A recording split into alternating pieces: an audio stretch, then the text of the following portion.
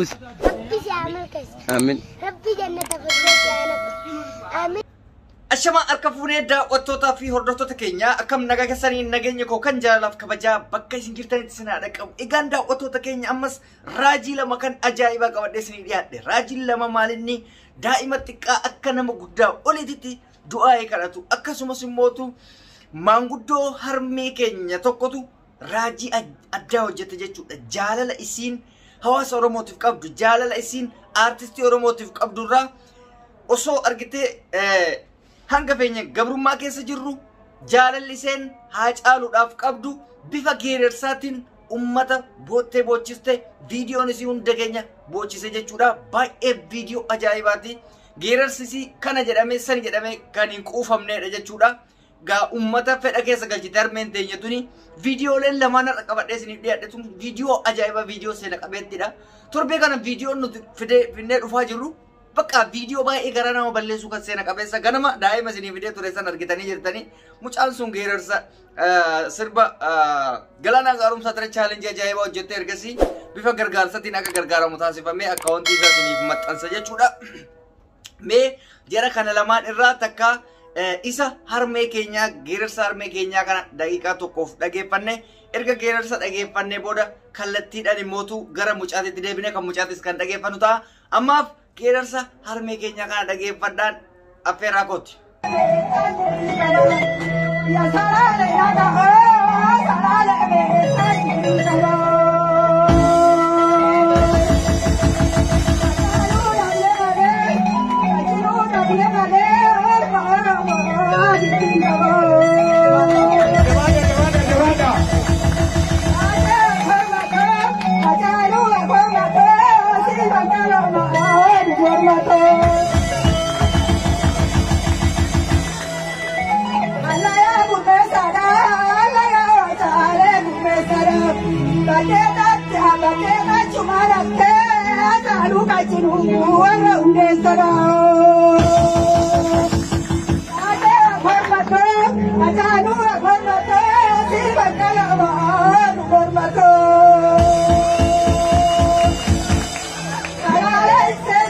Egaan daawwattoota hordoftoota keenya akkuma dhageessanitti geerarsi harmee keenyaa kun geerarsa baay'ee gara namatti toludha. Geerarsa baay'ee bohaarsaadha.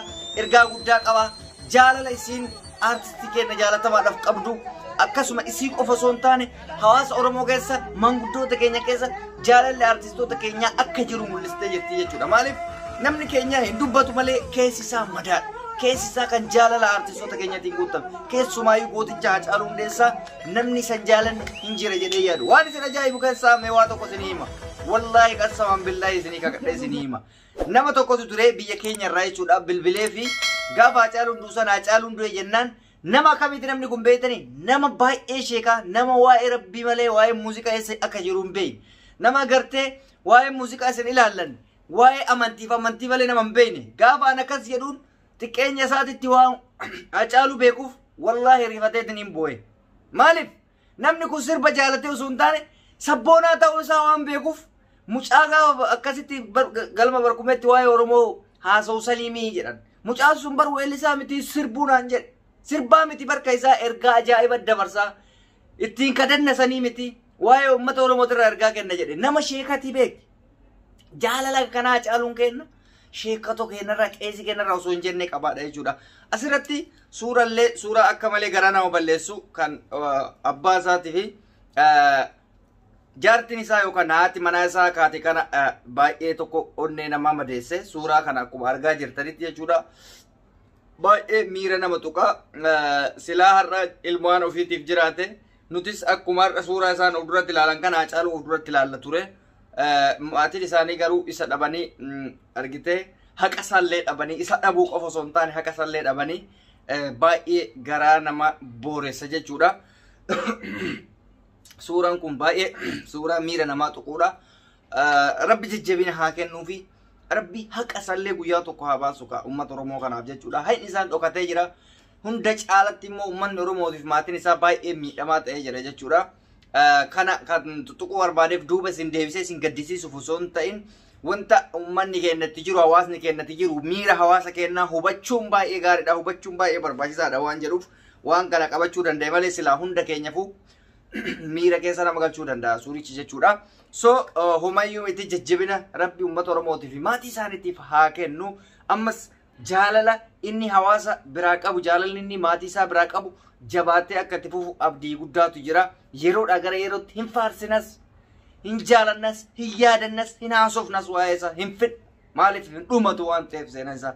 Waan jechaan argina osoo hin ta'in waan gochaan bara keenya keessatti argina waan ta'eef hanga lubbuun keenya jiru isa leellisuu, isaarraa haasa'u, waa'ee isaa haasa'u, waa'ee isaa yaadachuu abadan hin dhiifnuun dhaamsa kiyya jechuudha. Kunis waadadha.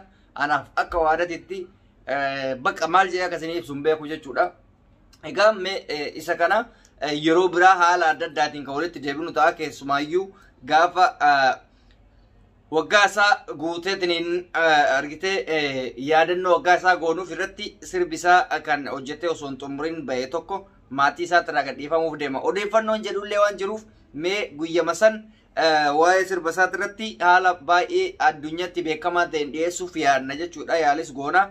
Inni isa kana raajiin isa lammaffaadha. Raajiin isa lammaffaa waan baay'ee natti tole, waan baay'ee argite miira nama tokko wanti isa bana kanaa hundi jechuudha. Daa'ima ajaa'ibaa tokkotu jira. Daa'imti kunillee du'aayii wanti namni guddaan siif hin goone argite. Du'aayiin immoo utuu beektanii abbaan raqee balamuun beeku. Keessumaayyuu daa'ima garaa qulqulluu kan argite sharrii hin qabne, kan cubbuu hin qabne yoo du'aayii akkasii irraa fudhatte baay'ee ajaa'ibatti sitti tola. Du'aayii qulqulluu namaaf goote afaan loqodaa warra harargeeti waan ta'eef namoonni isiniif hin gallellee suutatti dhageeffattanii akka isiniif galu taasisuu danda'a. Maaliif loqonni kutaalee adda addaa kun yoo xiqqoo akka walii galaatti haasa'an malee namooti tokko tokko galuu dhabuu danda'a. Daa'imattiin garuu daa'imatti addaati, daa'imatti raajitii osoo danda'amee na qunnamsiisanii daa'ima kana bifa danda'eenanis gargaaree uummannis akka gargaaru fedhii guddaa qaba. Walumaa galatti mee du'aa isii kana aamin jedhaa gisee tokko du'aa isii kana.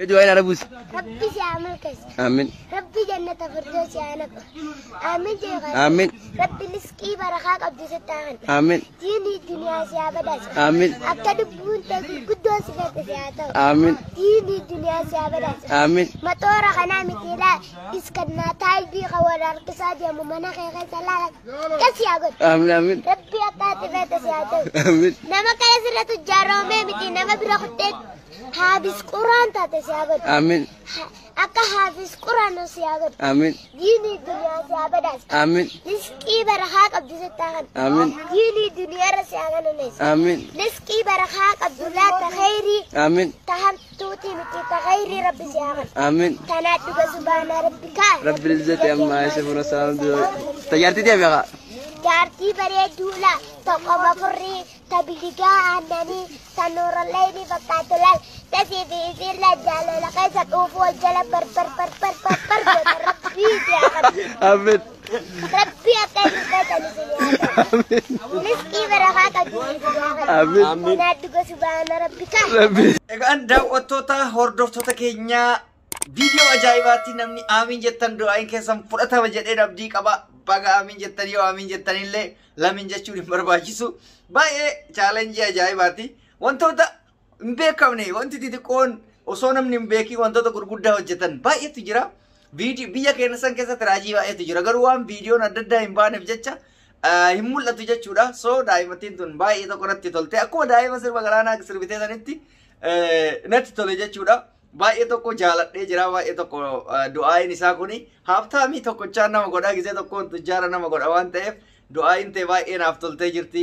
Naaf guddadhu jedhaan mucaasan isillee mootu rabbi si guddisee bakka gaarii akka alaamuddin si haa godhu jedheeni du'aayii kadhadheefi jira.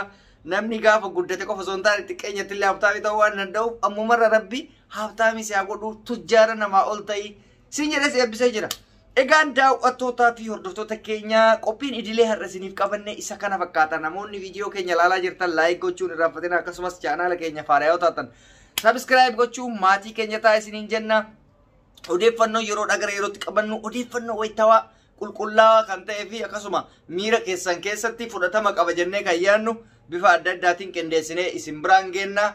Kanaaf isinis nu hordofuu hin dhiisinaa isiniin jenna. Daawwattoota hordoftoota keenya viidiyoo biraatti walitti deebinaa. Hanga saniif turtii gaarii naaf qabaadhaa. Kabajaaf jaalala uummata Oromootiif qabu daran guddaadha waan ta'eef isinillee akkasuma jaalalaaf kabaja uummata keessaniif kennaan dhaamsa obbolummaatti nagayaan naa tura.